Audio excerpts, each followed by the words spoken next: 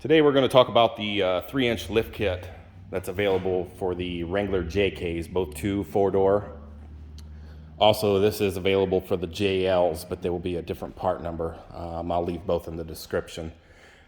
But if you're looking to bring your Jeep to a new level for either bigger tires, looks, performance, I would consider checking out Zone Off-Road.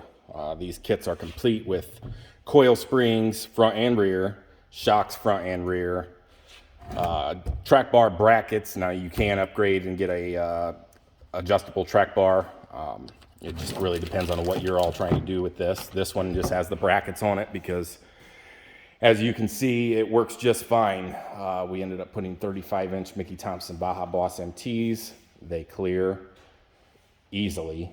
And matter of fact, if you go with flat fenders, you can go all the way up to a 37-inch tire without having to worry about any rub at all.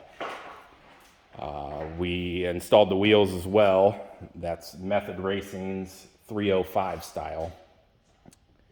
And the customer is very excited to get this one back.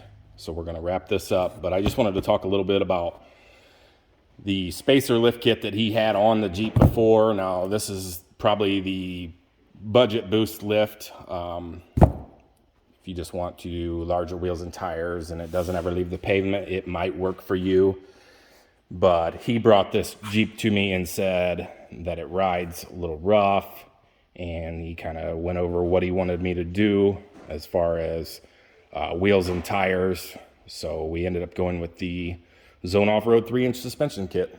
So I'll leave all the links for the products in the description below, but as you can see, this Jeep sits perfect,